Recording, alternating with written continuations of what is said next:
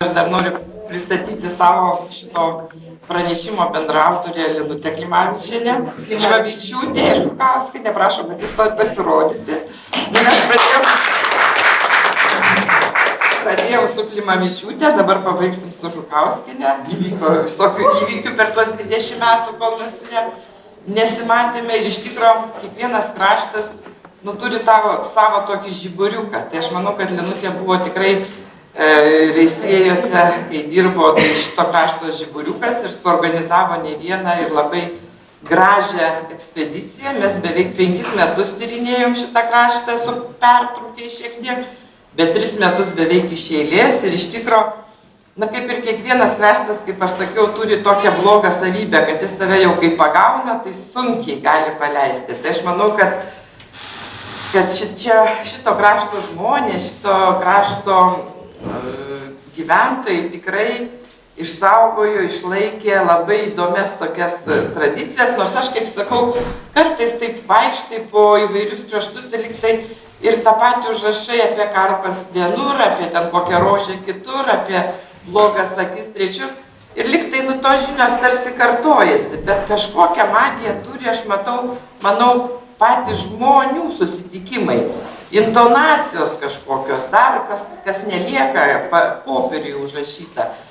Ir ta gyvenimo patirtis, kuri persiduoda, tai aš kaip sakau, kokiai močiutei 90 ar 80 metų ir jinai tau per kokias 10, 15 ar pusę valandos papasakoja visą savo gyvenimo patirtį, tai tu tiesiog ne tik išgirsti tuos žodžius, ką jinai kalba, ne tik kažkokį receptą išgirsti, bet tiesiog ta patirtis tarsi persmelkia tave ir tai duoda tau kažkokį tai tokį ypatingą žinių lobyną, kuris lieka ilgai. Ir aš, kai sakau, manęs klausinėja kartais ko nors, tai sakau, jūs manęs neklausinėkit, jūs paklauskite apie bobutę, tai aš apie visas bobutės ką nors papasakosiu. Kaip jinai kvepėjo arba kaip jos namai kvepėjo, kas ten pas ją buvo, tai čia ir yra didžiausia tokia vertybė, kurie lieka dar už. Tai, ką jūs dabar pamatysite, tai yra viena istorija, o tai, ką turbūt mes su Lina vaikščiodamas po bobutės patyrėme, yra visai kita istorija ir be galo jinai tokia brangi ir maloni. Ir aš norėčiau pradėti, kadangi šitas festivalis sutapo su visokių papildymų tokiu, vaikų atsirado naujų ir taip toliau. Tai aš manau, kad yra gera proga nuo to ir pradėti ir aš manau, kad šita ekspedicija buvo dar man įdomi tuo, kad kartais kokiam nors krašte užrašai tokį labai gilę kažkokios praktikos tradiciją. Vienas žmogus pasakoja, kitas žmogus pasakoja ir iš tokių kažkokių tai nedidelių tokių fragmentėlių susideda bendras vaizdas, nes kartais vienas pateikėjas, ką nors atsimena vieną detalę, kitas kitą, tai šitam krašte, galbūt dėl to, kad kartais būna, kad kai pradedi klausinėti ir pradeda žmonės pasakoti, tai tą vieną temą kažkokią pagilini, tai man įspūdį labai padarė tą vaikų priežiūrą ir tai yra labai svarbu ne tik vaikam, tai aš noriu atkreipti ir visiems, kad atrodytų paprastos praktikos, mes dabar labai mėgstame domėtis indų jogą arba kinų šitą, bet lietuviai lygiai taip pat ne ką mažesnę praktiką turėjo, tik tai tiek, kad ta tradicija, kadangi buvo žodinė, kinų arba ten indų, jie yra praktika, tai yra tuo ypatinga, kad jie, ją išpuoselėjo, susistemino ir pateikė vienaip, o žodinė tradicija, jinai galbūt to neleido ir jeigu mes netyrinėjom kažkokių tai dalykų, neužrašėm, tai tarsi jų ir neliko. Tai štai pradėdavo vaiką, sakykime, mama nuprausia, peržegnoja ir už nosukės suspaudžia. Tai vaiko nosukė būna graži. Bet iš tikro tai esmė yra ne tai, kad ta nosytė būtų graži. Iš tikro esmė, kad vaikas augdamas, formuodamasis, jisai visas būtų tam tikrų proporcijų. Ir žodžiu, ne veltui žmonės vystydavo labai vaikus, kaip sakydavo, kaip pagali pakelti, kaip kokį pagaliuką. Tai čia matom irgi, kad galbūt čia tokia yra juokinga, kad už nosytės paspaudi, bet mesgi žinom, kad čia irgi daug labai visokių ir nervinių galūnių yra ir greičiausiai tas paspaudimas irgi ką nors duoda. Toliau, žodžiu, žiūrėdavo, kad galvūkė būtų apskrita, graži, žodžiu, žmogus turi visas būti visame kame gražus. Tada nuprausus, jeigu, žodžiu, dar akytės būdavo nešvarios, tai ne tik šitą praktiką laižyti liežuvius akytes ir iš vis vaiką laižyti buvo labai, mums atrodo, kad tik gyvūnai laižo, bet mamos lygiai taip pat laižydavo ir seilės be abejo turi ir kažkokių matyti antiseptinių savybių ir dar tai, žodžiu, akutes labai dažnai išlaižydavo. Na ir, sakykime, irgi vaiką labai saugojo. Ir saugojo ne tik, čia mes vėliau, šiek tiek vėliau pakalbėsime apie tas blogas akis, kad nenužiūrėtų, bet saugodavo ir nuo dangaus įvairių kūnų. Tai, sakykime, mėnulio neleisdavo, kad mėnulis būtų apšvietęs ir net tik vaiko, bet net ir palūkių, nes tikėta, kad payra viduriukai vaikų. Ir, sakykime, kaip liga buvo tas, žodžiu, išmato žalius. Na ir tokia viena moteris, Sorokienė, buvo labai, jinai kaip pati čia gale pasakė, kad buvo labai įdomu vaikus augys. Tai jos praktika kaip tik mane irgi labai sužavėjo, nes padarydavo, žodžiu, vaikas žiūrėdavo, kad jis visas būtų proporcingas. Tai matome, kaip jinai darydavo, kai išmaudydavo vaiką, tai paimdavo vaiko ranko alkūnę ir prispausdavo prie kelio. Tada paimdavo atvirkščiai kitą ranką ir prispausdavo prie kelio ir taip sustiguodavo tą vaiką. Ir tarp kitko šita praktika kitose kraštuose irgi yra svarbu, sakykime, jeigu vaikas įsigąsdavo, tai irgi vadindavo, sušmeruodavo tą vaiką ir tokiais būdais panaikintas būdavo tas išgąstis. Tai tas sušmeravimas, suvystymas ir tas proporcingo vaiko auginimas buvo labai svarbus ir tarp kitko, jeigu persikeltume dabar į tokius šiuolaikinius laikus, dabartinius laikus, tai man atrodo, kaip tęsinys šitos praktikos yra osteopatijos mokslas, kada irgi organus stengiasi įstatyti į savo vietas, kad tada, žodžiu, ta visa energija žmogaus funkcionuoja teisingai ir gerai. Na ir dar viena tokia praktika, kuri irgi užrašyta yra čia kaip tik šitose apylinkėse, Suvalkijoje užrašiau ir Žemaitijoje. Ten vadinasi nukrės šitas sprundelis, nukrės sprundelis, o čionai irgi vadino nukrečia sprandų. Tai jeigu vaikas ar sustrenkia, ar galva, ar ten vaikai žaisdami kartais vienas kitą pastumė ir ypač mažiukus, tai buvo močiutės, kurias eidavo pas bobutę ir keldavo taip vadinamą sprandą. Tai Vytautuose buvo Šumskas Adomas, kuris keldavo sprandus. Ir, žodžiu, kitur buvo Šlavantuose Marcelė Tomkevičienė gyvena. Tai čia mes matome, kad kartais ant rodomojo, ant nykščio užtepdavo medaus, įkišdavo į burną ir tą sprandą pakeldavo. O kartais ant rodomojo piršto uždėdavo ir mes matom įkišą į burną ir, žodžiu, kadangi galva mūsų prasideda nuo to, kad jin turi teisingai stovėti ant mūsų stuburo, tai greičiausiai šita praktika kaip tik ir buvo tokia, kad vaikui atstatytų šitą tą teisingai galva sėdėtų. Ir čia mes matom tokią istoriją, kurią papasakojo Maskelienė, kad buvo sesers mergaitė ir jinai verkė ir verkė ir verkė. Ar nešiojo, ar nenešiojo, niekas jai nepadėjo. Na ir atėjo ten jos kaimynkas, sako, žinai, jau jai dabar kiba 7 mėnesiai, nei kini buvom, nei niekur, išvien mergaitė verkė. Nu ir jau kaimynkas sako, ai, tai sakau, tu nemokė augyti vaikų. Jinai pati turėjo gal 7 ar 8, sako, tu į kiną, nu aš jau pažiūrėsiu tą vaiko. Nu, kai jinai išėjo, toj mergaitė pradėjo verkti, tai sako, dar užplojau per dundukį, kaip aš ją užplojau, tai ji dar labiau pradėjo verkti. Tai sakau, kai jau grįžo mama, sako, tu žinai, tu vežtų jų pas daktarus. Na ir mes, sako, visur jų vežiojom, ir Lazdijos, ir Kalvarijon, ir niekur nieko nepadeda. Na ir tada atėjo kažkokia sena moteriškė ir ta mergaitė išvien verkė ir rėkė ir verkė ir rėkė ir toj moteriškė sako, jau sena vaikeli, ko tavo šitą merkščią verkė? Nu tai kad ceta šitaip, nežinau kas, pradėjau pasakot visakų. Nu sako, žinai, aš tavo vaikų išgydysiu, bet sako, tu išeik ir kad nematytum, tik prišildyk vandenio balėje, pilna ir išeik. Nu ir sako, manau, misnu, kad čia tas jau sprandukas nugrėstas. Nu ir nežinau, kuo jinai ten darė, nemačiau, bet ta mergaitė kiba valandų čieso niurkė tam vandenį, tų mergaitė. Na ir paguldė lovon, tai išgulėjai visų parų, nei valgė, nei nieko, nei judėjo toj mergaitė, gulėjai, miegoj ir miegoj. Antrų kartų tą padarė ir trečių, ir vaikas, ir viskas, ir nereikėjo nei daktaro, nei nieko. O ką darė, tai nežinia. Kažkur traukė, kažkur žiodžino, sako, čia vis kažkur kelia. Va čia kaulukas tokis yra, jisai nuslinksta ant šonų ir pradeda skaudėti. Tai va ta tokia buvo tradicija. Na ir va kitas irgi istorija tokia, kad stumblys irgi būdavo, tokia liga stumblių vadindavo.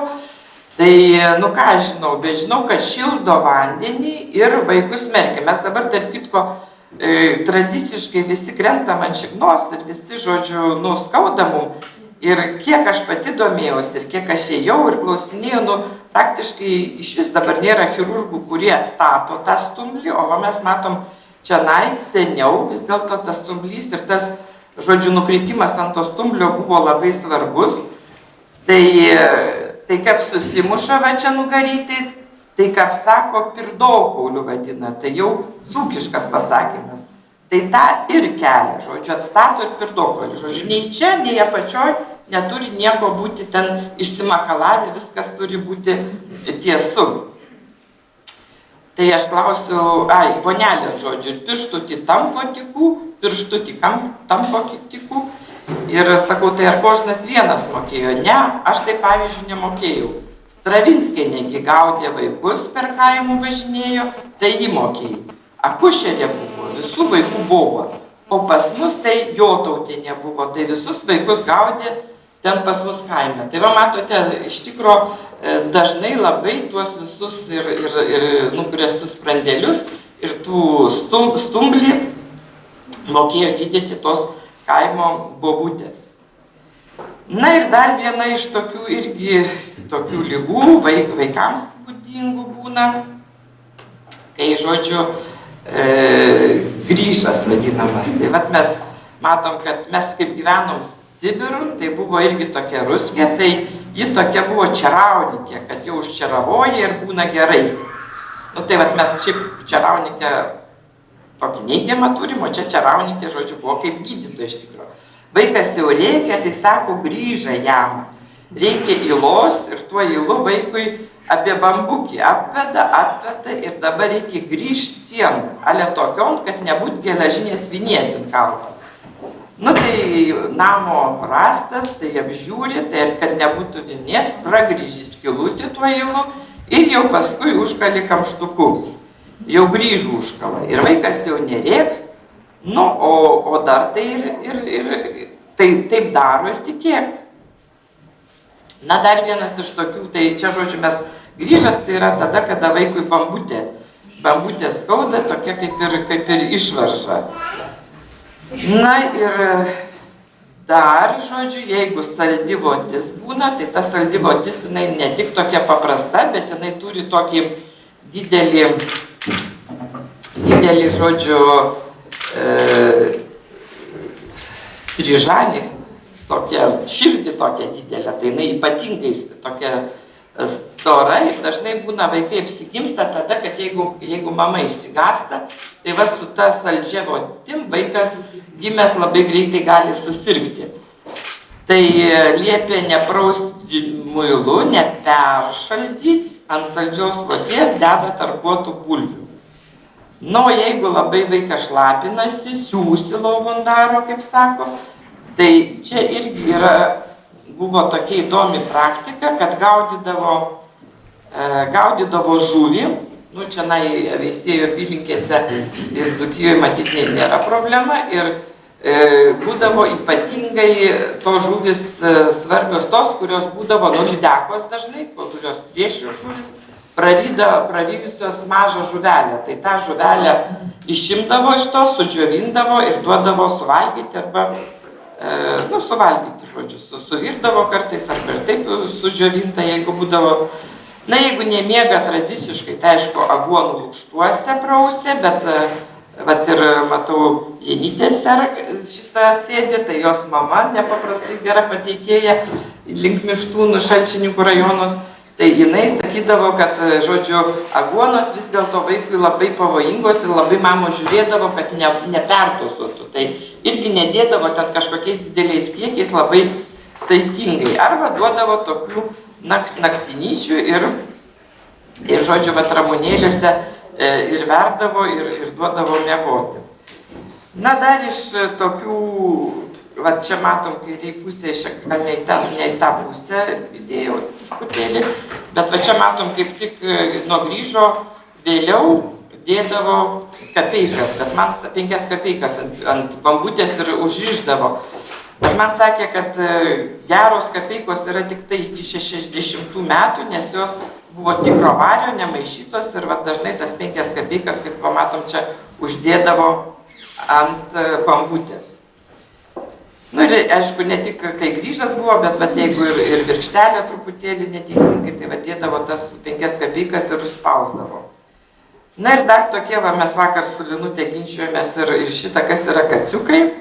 Tai kaciukai, žodžiu, deda ne tik agurkos, kad mėgstus, bet va matome, kad kaciukai, dirvinius dobilas, kitaip sakant, dėdavo vandenin ir prausdavo vaikus. Mes dabar išvis mamos neprausė jokiose žolėse, anksčiau turbūt išvis nebuvo nei vieno karto, kad be žolių prausdavo. Tai aišku, ramunėliai, kaciukai vaktai vadinami, paskui šitą šunyčiai, tai vat vilgučiai, šunyčiai, kaip kur vadindavom. Marcinkonyse kiškiapauciai. Kiškiapauciai, nu jo kaciapauciai arba kaciukai. Palėpio kaime, tai mane močiutė prausdavo bijūnų žieduose, uosio lapai, barkūnai, ten balti ir geltoni, bet maža buvau, tai neprisimenu. Nu tai va, matote, čia galima jau ekspediciją daryti. Jau ekspediciją galima daryti. Taip, iš tikro vaikus prausdavo ir vat, kaip jūs sakėte, ten ar barkūnas, vieni augalai, sakykime, vilkučiai arba šunyčiai buvo labai gerai odai, o vat barkūnas, bijūnas, tai čia mamos prausdavo dėl to, kad oda lygiai taip pat per odą gali žmogus perimti tas savybės ir, sakykime, aš vaikam kartais rekomenduoju, jeigu vaikas irgi neramus ar verkia, tai mama gali gerti valerijono šaknų arbatą, o vaikui trinti va čia šitas vietas šito rankyčių.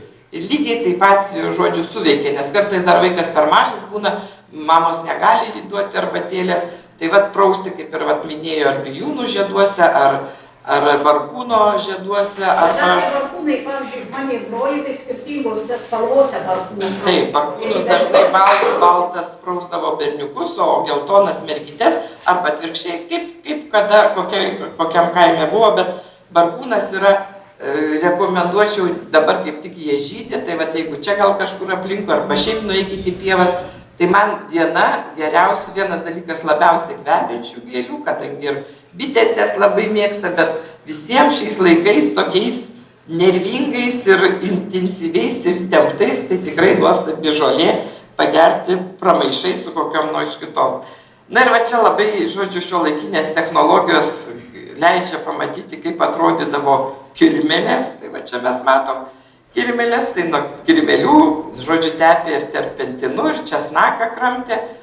Mano močiutė tai virdavo česnaką pienė ir sodindavo vaiką, tai išeidavo šitą, tada dar degindavo plunksnas ir duodavo pakvėpinti tų dūmų, nes, kaip sako, jos nemyli kvapo. Na ir dabar po truputį pereisim prie kitos, žodžiu, tokio skyriuko. Tai kokiais augalais čia gydė? Tai sakykime, tradiciškai mes čiobrelius naudojam nuo kosulio, bet vat, kaip matome, kad čiobreliai visiškai, kiekvienas augalas turi be galo daug įvairių savybių ir aišku, jas skirtingai pritaikius galim skirtingą gauti poveikį. Tai čiobreliai šitose kraštuose buvo ne tik nuo kosulio, bet kaip matom ir nuo galvos skausmo. Nu ir manau, kad čiobrelius vien tik pakvėpinus ir įkvėpus mes labai gal tų netkreipiam dėmesį dabar ir į kvapus, tai nusiraminimui ir visokiem šitiem pabandykime pakvėpuoti, tai tikrai, aš tai nežinau, štai man kai būna koks stresas ar nervas, tai įkiši nosį tuo metu kažytė, aišku, bet čiobreliai, tai manau, kad vienas iš tokių labai maloniai nuteikiančių ir nuotaiką pakeliančių augaliukų.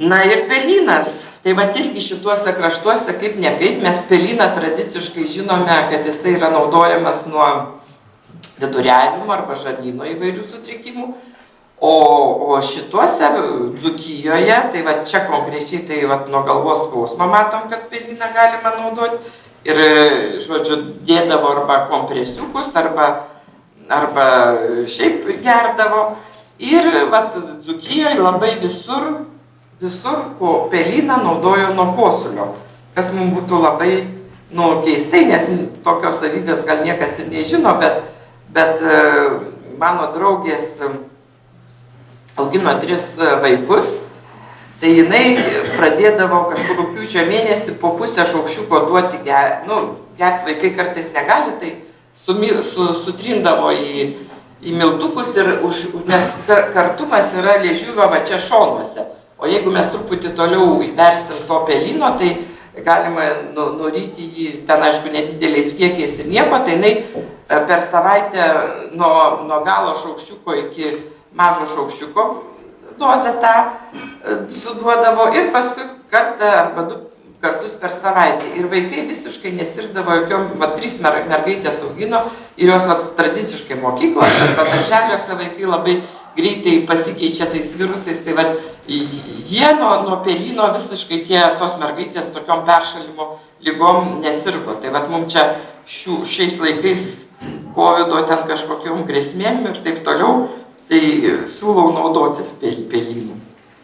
Na ir aišku, toks vienas iš labai populiarių būdų, kad sloga prapultų, tai žiemą aišku mes čia nesurasim, bet gal galima užsikonservuoti kažkaip tą servetėlę. Tai žodžiu, sušlapinus, žodžiu, davus apmyšti liaudiškai tariant servetėlę, tai irgi galima pakvėpuoti ir tokiais būdais išsigelbėti iš slogos. Na čia matome ir tie patys šiobriukai ir nuo kosulio, ir rugiagėlės, ir pelynas, ir bobaunikas. Bobaunikas tiesa ne iki galo tikra esu, bet liktai, aišku, čia yra nuodingas augalas žinginys, tai reikėtų dar įsiaiškinti, kartais iš tikro būna problema, nes arba tu būni, mes vasarą daugiau darydavom, bet kartais vis dėlto su senai žmonėms sudėtinga nueiti kažkur ir surasti tą augalą, apie kurį kalba. Tai, aš šiuo atveju galvoju, kad tai galėjo būti žinginys, bet aišku, reikia įvairius augalus naudoti atsargiai, kurie mums nepažįstami, nes, kaip žinia, tuose kraštuose, kuriuose gyveno žmonės, tai jie ir tos bobutės, tarp kitko, puikiai išmanydavo ir cheminę sudėtį, ir patarimus duodavo ir tom mamom, tai tų dozių niekas neperviršydavo ir visą laiką visos atkreipdavo, kad reikia saikingai. Na ir kaip matote, dar vienas iš augalų, kurių mes irgi beveik nenaudojame, bet manau, kad puikiai galim pasinaudoti, tai gyslotis, kuris ne tik tinka nuo kosulio, bet ir peršalus. Na, o čia, žodžiu, angina, tai angina, atsimenu, ne šičia užrašiau, bet buvo labai tokia įspūdinga ekspedicija Aukštaitijoje, tai močiutė daugybė lygų gydydavo dėlėm. Tai čia matom tradiciškai, aišku, dėlę reikia jau nueiti kokion valandų, kad jinai prisisirptų. Na dabar, aišku, jau tokių nedaro, bet vis tiek pritaiko tas medicininės dėlės ir toliau visokiom lygom gydyti. Bet ten Aukštaitijoje, tai man, žodžiu, toks įspūdis buvo nepaprastai, nes ta močiutė nueidavo į pelkę, panerdavo į balą, žodžiu, tada išlysdavo ir beveik visa būdavo apkabinėta tom dėlėm. Ir tos dėlės, žodžiu, jinai nukrapštydavo tas dėlės po truputį, jas parsineždavo ir, žodžiu, toliau gydė, aišku, labai įvairias dėlės, bet tas vaizdas, kaip močiutė nuoga ten nueina į tą balą panerė, jinai pati pasakoja, žodžiu, man teko sutikti tą močiutę ir kaip jinai, žodžiu, prisisiurbė prie jos dėlės ir jinai gydydavo su tom dėlėm žmonės, tai paliko labai, aišku, didelį įspūdį. Nu ir antras dalykas, tai mes jau čia turim tokią apeiginį gydymą, bet labai populiarų šituose kraštuose. Mes paskui pamatysime ir apie tuos atsimainimo atlaidus dar pakalbėsim, kaip gydydavo ne tik kažkokiais tai materialiais dalykais, bet gydydavo ir dvasiniam praktikom. Tai vat viena iš tokių praktikų, tai yra, kada prie gerklės pridėdavo 2 žvakes surištas linais. Na, mes manau, kad linai iš vis, tos linus, kurias pašventindavo per Blažiejų, per šventę balandžio, tai yra vasario 3 dieną, ar 3 dieną balandžio pašventindavo, tai, žodžiu, kai kur net laikydavo tuos linus ir šiaip apsirišdavo gerklę. Ir aš, žinokit, šitą praktiką išbandžiau, tai tikrai, žinokit, tiesiog neįtikėti, labai greitai gerklė pagyja. O čia, žodžiu, močiutė parodė, kaip darydavo, tai šitą apeigą darydavo bažnyčioje. Tai dabar kažkaip labai jau tingi tie kunigai daryti ir beveik retai, kada jie daro, kartais daro, bet labai dažnai dar yra labai formaliai. Bet tada su maldom, žodžiu, žmogus prieina ir seniau tai netgi uždegtom žvakėm, dabar jau kažkaip neberizikuoja, niekas nedega tų žvakių ir visi gal per daug baidosi. Bet, žodžiu, prideda prie gerklės va šitaip va, iš vienos iš kitos pusės, perištais drugiais uždega ir tokiais būdais kunigas žodžiu, prie tos gerklės, tokiais būdais žmogus labai greitai arba išgyja, arba tas žvakes ir toliau naudoja jau atsinešę namo, kai suserga žmogus ar vaikas šitą. Tai vat močiutė sakė, reikia eis bažnyčioje, kunigas per mišes sukryžiuoja žvakes ant kaklo, te padariau ir man kaprankuoti. Tai matom, kad vis dėlto ta praktika veikia. Na, jeigu bronchitai, peršalimai ir plaučių lygos, tai matom, kad ir raudonėlis labai geras, ne tik nuo bronchito, bet ir peršalus. Na, kas nepažįsta raudonėlio, tai galiu pasakyti, jau visi pažįstam oreganą. Tai visi perka oreganus mėsai tenai šitą kvėpinti ir kaip prieskonį naudoja. O Lietuvoje, tarp kitko, tai yra vienas iš tokių retai augančių augalų, ir ypač, aišku, Dzūkijoje, kuris yra natūraliai augantis Lietuvos pievose prieskonis. Ir čia mes buvom visai neseniai ten, tai yra studentavimo laikais ant Merkinės piliakalnio, dabar tai nušienauna tos piliakalnius, o ten nuostabiai augo ir Dubysos piliakalniai buvo pilni čiobrelių. Dabar biški kaip tai ten ta mūsų tvarka kartais ne visai nauda išeina. Nu ir aišku, žemčiūgai arba nasturtės, žemčiūgai, mano bobutės žemčiūgais vadindavosi. Tai vienas populiariausių Dzūkijoje augalų nuo plaučių uždegimo ir nuo peršalimo. Nu ir tradiciškai, aišku, kasgi nežino ir kas nenaudoja liepos žiedukų. Nu širdis, kai suskausta širdis, tai va čia gal truputį ne tiek gerai matosi, bet matosi vis tiek viena iš tokių populiarių ir aišku dabar jau legaliai galima įsigyti, net nereikia niekur į pievą eiti. Tai kunigėlis sakė, kad sukažolės nuo širdies, kad už širdies permušimai sukažolių arbata reikia išvirti ir arbata gersti. Tai čia kunigėlis yra ta prasme, kad ne šiaip Sukožnas kunigėlis, bet čia gyveno toksai žymus kunigas, kaip jau pavardė?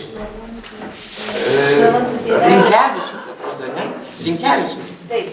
Aha, Rinkevičius gyveno Šlavantuose toks kunigėlis, jisai buvo nepaprastai geras žolininkas ir pas jį čia ištisai važiuodavo žmonės gydytis. Tai va čia jisai tas kunigėlis, apie kurį ir kalba, kad kunigėlis davė tokį patarimą. Rugiagėlės nuo širdies mes matome, ir ramunes irgi gerdavo nuo širdies. Tada nuo širdies turiu ant kadagio užpilų šnapso, valinutė čia kaip tik ragauna to šnapso, užpilto ant kadagio šaknų. Ir ryti prieš valgį kokį 20 minučių reikia išgerti. Na, virškinimui tradiciškai, aišku, padeda visokios įvairios mėtos. Nu, sausukais vadina, ne kadpėdėlė, o šitą šlamutį, kartais maišosi pavadinimai. Takažolės, aišku, irgi labai gerai nuo kepenų, nu, ugnežolės, aišku, reikia visą laiką saikingai gerti ir žiūrėti proporcijų, kad ten nenudegtume ir dar kas nors nesitiktų ir per daug audringų kokių nors procesų organizme neišauktų. Nu, ir mėtos, pelynai, aišku, savaime ir jonažolės. Na, kaip sako, jonažolės yra nuo 99 lygų, tai manau, kad jonažolės irgi, aišku, vienintelis dalykas, kad nereikia gerti tiek, kad gertum nuo ryte per pietus ir vakare ir mėnesį. Visus augaliukus reikia naudoti saikingai, bet jeigu gydomės, tai kažkiek tai ilgesnį laiką pagerti ir padaryti pertrauką. Na, bet linai, jeigu susirgdavo gelta, tai kaip žinom, tokias suvėjai, tokias tolkas, tokius, čia nežinau, šiemet ar buvo, anais metais lyg tai buvo praktika.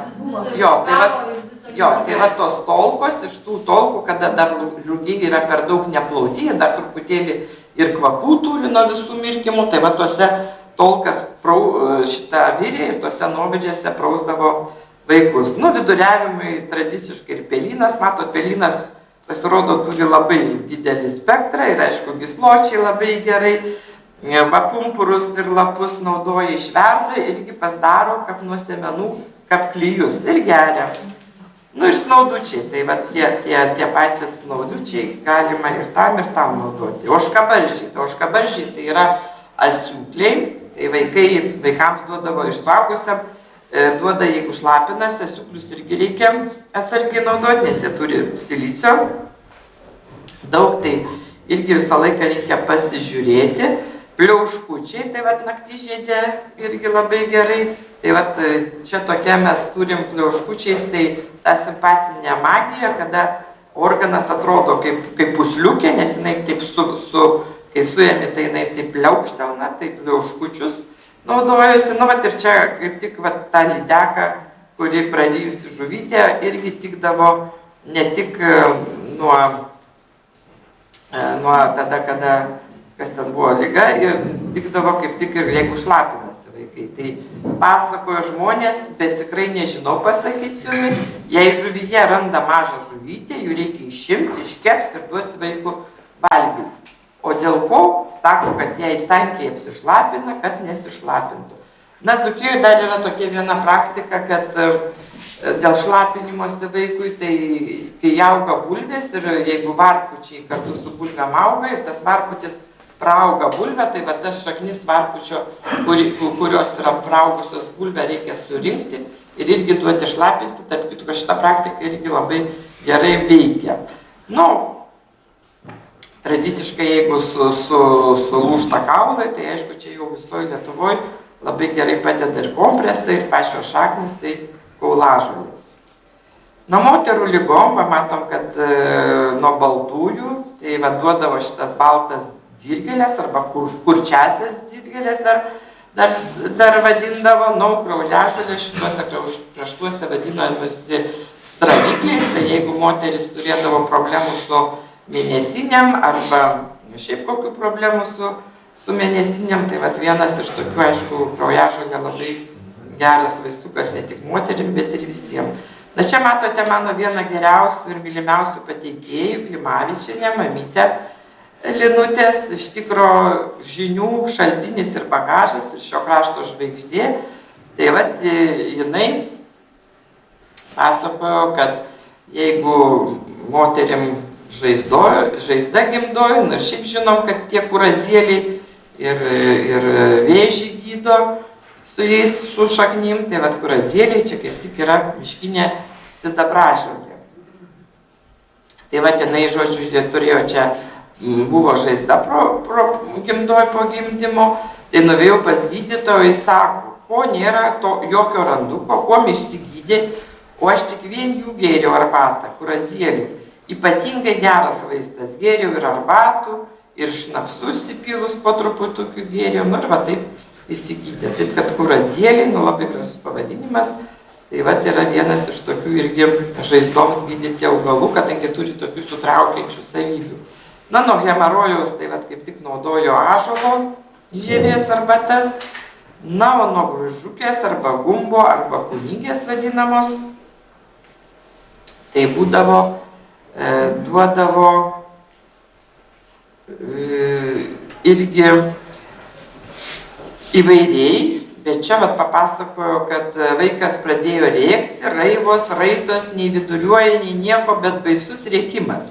Tai vyras užsikėlė ir Ritelaitis, Ne, tai Ritelaitis, bet buvo Šlavantų tėvelis, tai kur jau prie Aleksėjiškės pasakojo moterys. Tai apie Šlavantą, nes ir jis gydė, ir dantis traukė, ne tik tai. Nu tai va, tai čia kunigėlių. O tai Ritelaitis Krikštonių tėvelis. Krikštonių. Nu tai va, žodžiu, du kunigai šituose kraštuose, tai Ritelaitis, tarp kitko apie jį yra nemažai parašyta ir tikrai jisai čia garsus, aš čia labai dideliu spinduliu apie jį užrašęs, tai vat kaip tik nuvarė pas kunigėlį Ritelaitį ir papasakojo, kas atsitiko, tai sako, tai jei tu gerai papasakoji ir aš gerai supratau, tai jam grįžukė. Grįžukė tai tokia liga. Kaip moteris vadino, sako, dienų per daug privalgo, nakčių vidurukų skauda. Tas kunigėlis davė tokių žolių, parvežė tokios arbatukės visai mažų paukūsit, sutrintos buvo žolukės, nu gal ten ir daugiau buvo, bet, nu, vat išvaizdo tokia ružava arbatukė. Tai turbūt ten, sako, vat, jonažolės buvo dėta. Na, o, žodžiu, jeigu vat skrandį ar pilvus skauda, tai ne tik pelynom, bet va čia matom ir trūkžolės. Tai čia kaip vadina, žodžiu, tą žarnų persisukimas, arba gumbus seniau vadino. Taip, žarnų persisukimas. Tai aišku, dar irgi vat, ir kunigė, ir gumbu vadino ne tik problemą su žarnom, bet aišku, ir apendicitą. Tai čianai gerdavo tą trūkžolę šaknis. Jinai tokiuose pamiškėse, miškuose auga, nu, vat matom, tulžies akmenys, tai vadindavo čia šituose kraštuose kunigėm, tai irgi gėrė, o Aukštadvario apylinkėse tai kepdavo su kiaušinienė, būdavo 3 arba 6 kiaušinius, įdeda trūkžolių ir kepa nuo kunigės ir va tos grįžukės arba gumbo. Nu, dabar vadina, vat, kaip ir sakiau, apendicitus, seniau vadino gumbas, tai nuo gumbo virė ir gėrė pelynų arbatą. Nu, aišku, buvo gal čia sėkmės reikalas, kad laiku ir vietoj gali nuo apendicito, bet matyt, kaip girdėjom, kad nuo to gumbo vis dėlto nemažai žmonių ir mirdavo jau, jeigu nelaiku. Na, visokie dziegliukai, kai dziegia, tai vat labai graži žolė, dabar kaip tik rugiai žydi, aišku, dabar tuose rugiuose tų važiavau, tai specialiai pažiūrėjau, tai nei rugiagėlių nėra, nei šitų ragulkų nėra. Tai tuos ragulkas arba pentinį gerdavo nuo visokių dieglių, arba jeigu karštis būdavo ir nuo plaučių uždegimo gerdavo. Na, grįžas, tai grįžas vadindavo ne tik tą lygą, kada bambas skauda, arba pilvas, arba apie bambutę skauda, bet grįžą vadindavo ir lygą, kada daug žmonės dirbdavo ir perimdavo, vat, kaip čia sako, ranką, kai skaudėdavo per sąnarius, per sulinkimą rankos. Tai sakydavo, kad reikia drūtai užrišti, deda šlapimu, arba va čia man irgi šituose kraštuose labai įdomus dalykas, su žuvim, kadangi daug ežerų, tai nemažai ir žinojo, gydė nemažai su būtent žuvimis, tai šiuo atveju unguriu. Tai skurukiui ungurio nulupa ir, žodžiu, dažnai tą skuriuką tarp kitko naudojo spragilui surišti, žodžiu. Tai įsivaizduokit, tokia stipri, tokia drūta ir jeigu, žodžiu, perimdavo rankų, tai tada nuriša nuo spragilo ir deda ant rankos. Tai vat ir viena, ir kita močiutė papasako, ir vat vyras Čiurlionis ir Sorokienė papasako, kad reikia apvynioti ungurio skurukį. Na, bet čia vienas iš populiariausių vaistų, mes irgi dažnai jį sutinkam miške vaikščiodami, tai čia ypatingai, kadangi miškai tai grybų tų yra, tai panagrybė šičia kraštuose vadinasi, kitur vadinasi žemės taukai, tai va mes matom, kad čia labai taukuota viduje yra. Tai vat būna tokia panagrybė, ji ant viršų išauga toj panagrybė, o jos tokis kaip kiaušinukas išauga prie šaknų. Tai tuo gydėsi. Tai ir aš gydžiau kulnus ir kojas nuo sąnarių, šnapstam merks ir trins. Nu ir taip pat dagės nuo sąnarių, o dar, žodžiu, kai būna, nu, vat, ne tik sąnarių, bet ir tokie sausi, reumatiniai skausmai arba ataugos augo, tai reikia nuo birželio 15 iki Liepos 15 važiuoti miškan ir rinks. Nu, kai panagrybė perauga, tai mes visi, vat, ką aš noriu pasakyti, kad kartais mes galvojam, kad kokia dvėselė, na, koks katinas ar šuo, ar ten dar kas nors padvėsis, bet iš tikrųjų peraugusi panagrybė būtent tokiu dvėselė, smirda per visą mišką. Tai vaistai yra va tokio didumo kiaušinukai, kai jinai dar tik tai būna pradėjusi augti, tai va šitas grybas yra labai populiarus visoje Lietuvoje ir gydo su jais. Tai va bobutė sako, kad nuo birželio 15 Mackelienė iki Liepos 6 važiuoti miškan, prisirinks.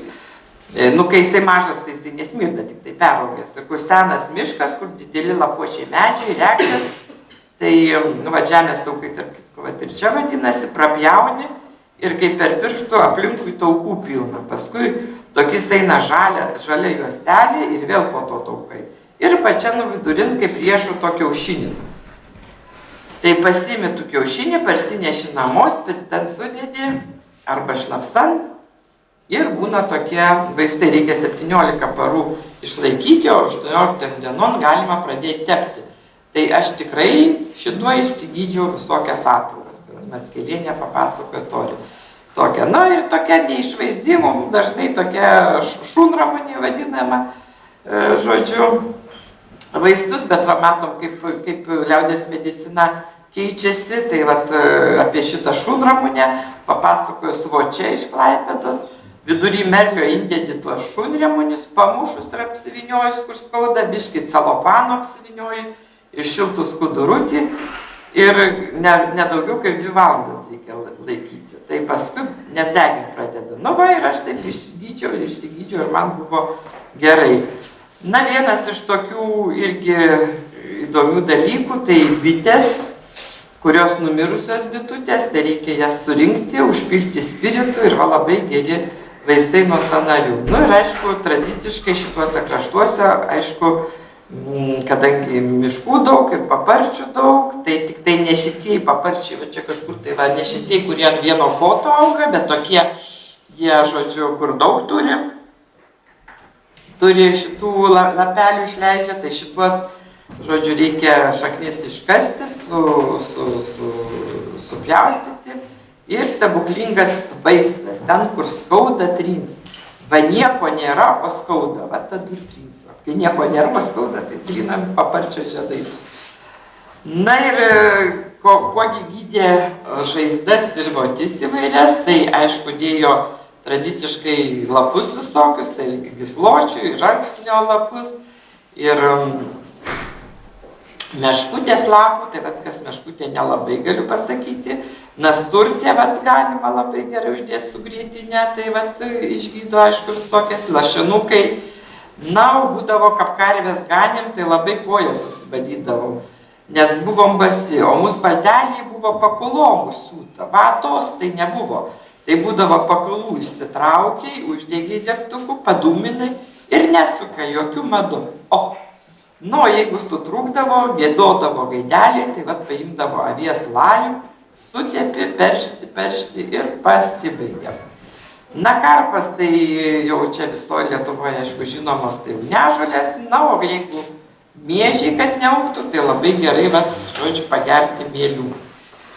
Na, rožė, mes dar pamatysime, kaip gydydavo rožė ir kitais būdais, bet čia, vat, vienas iš tokių, tik tai reikia irgi saikingai labai naudoti, bezais čia šitos, kiek dar liko. Gerai, tai dabar dar biškį trumpai pražingsniuosim. Tai vat labai alergijas gydo, čia daug kam aktualu alergijos, tai vat Linutės mama parodė, kad reikia nulupti beržo žievę su brazdu, dėti vandenin, paverti ir prausti. Nu ir brolukai, aišku, gerai.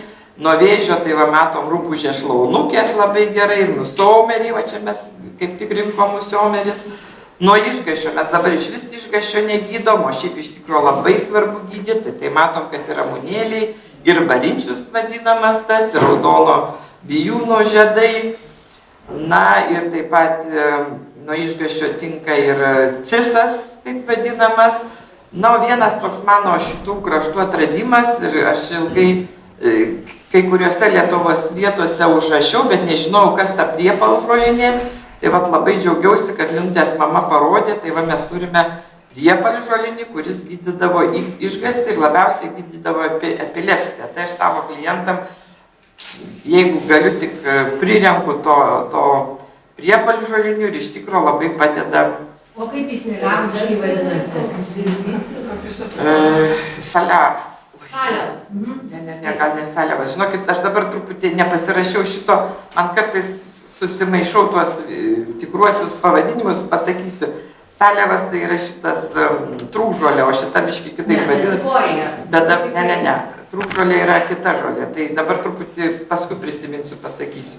Nu tai karpas gydydavo su šluota, dažnai apmušdamas, taip pat pienėm tepė ir spirgučius vogė, taip pat jeigu rasti ant žemės arklio tokią kanopos, tokį smėliuką iš kanopų, tai labai gerai patrinti ir padėti taip, kaip yra, mazgyti su mazgučiais gerai, nors tada sumazgius tuos mazgučius po stogu, kur laša vanduo.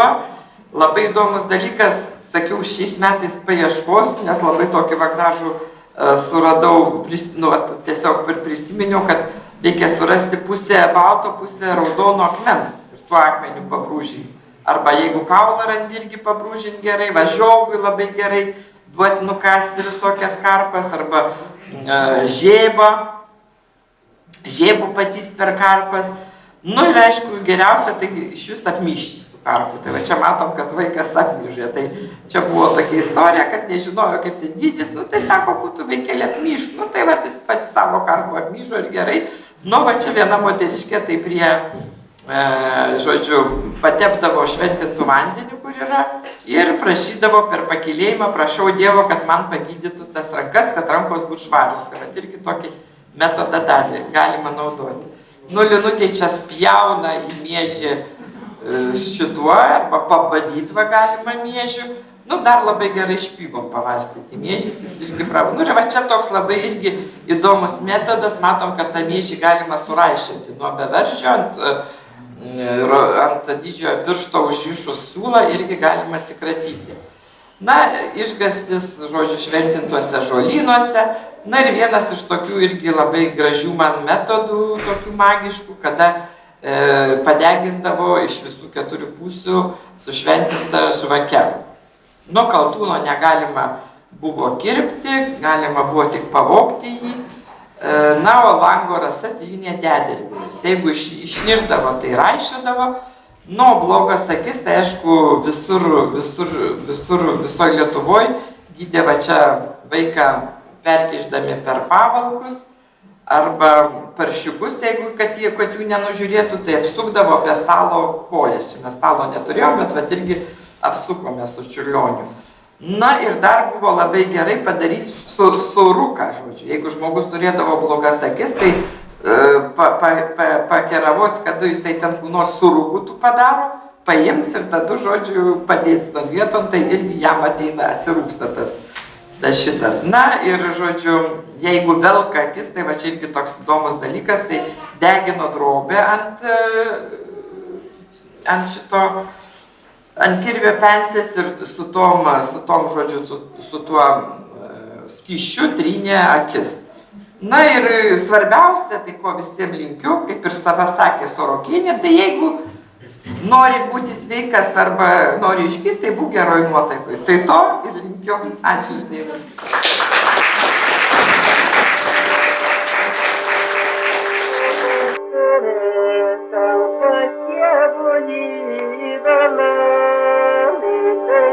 Thank you.